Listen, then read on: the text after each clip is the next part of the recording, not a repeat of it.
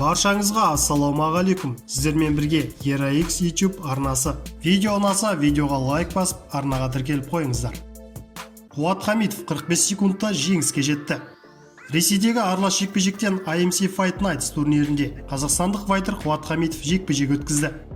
Қуат Хамитов ресейлік файтер Максим Пантелеевке қарсы жұдырықтасып, қарсыласын 45 секундта нокаутқа түсірді.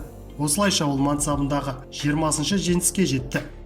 Айта кетерлігі, Қуат Хамитовтың қарсыласы жекпе-жекке бір күн қалғанда ауысқан. Қазақстандық файтер соңғы жекпе-жегін 2020 жылдың 25 қыркүйегінде өткізді. Онда жерлесіміз Ахметжан Боковты екінші раундта жеңген болатын.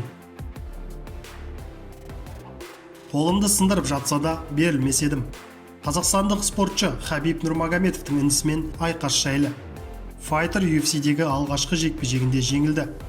Арлан MMA Pro Team командасының қазақстандық файтері Сергей Морозов UFC-дегі алғашқы жекпе-жегінде Умар Нурмагомедовтен жеңілді.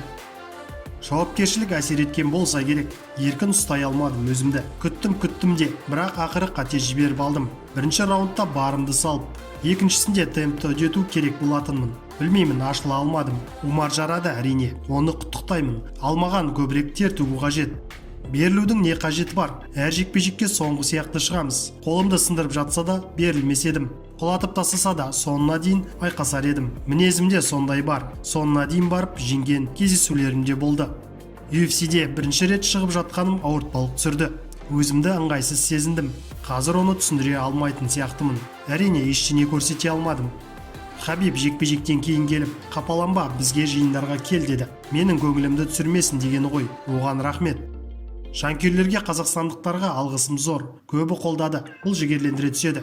Бұлай болады деп те ойламадым. Сондықтан маған қолдау білдіргендердің бәріне, MMA сүйер барша қазақстандық жанкүйерлерге рахмет айтқым келеді. Мықтырақ болып ораламын.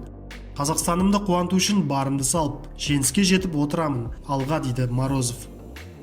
UFC келісім шартына сәйкес қазақстандық файтер бұл жекпе-жек үшін $10,000 және оған қосымша $3,500 сыйақы алған. Ал жеңіске жеткен ресейлік спортшының сыйақы мөлшері $23,500 құрайды. Қазақстандық боксшы Жанкош Тұраровтың шаршы алаңға оралатын күні белгілі болды. 30 жастағы спортшы келесі жекпе-жегін 12 наурызда Дубайда өткізеді. Оның қарсыласы британиялық боксшы Тайрон Маккен. Бірінші жартылай орта салмақ санатындағы жекпе-жек 10 раундқа есептелген. Айта кетейік, Тұраров соңғы жекпе-жегін 2019 жылдың шілдесінде Нұр-Сұлтанда өткізді. Онда аргентиналық боксшы Мауро Максимилиано Гатойды 3-ші раундта нокаутқа жіберіп, бірінші жартылай орта салмақтағы WBO интерконтинентал титулына қол жеткізді. Сіздермен бірге болған ERA-X арнасы. Келесі кездескенше.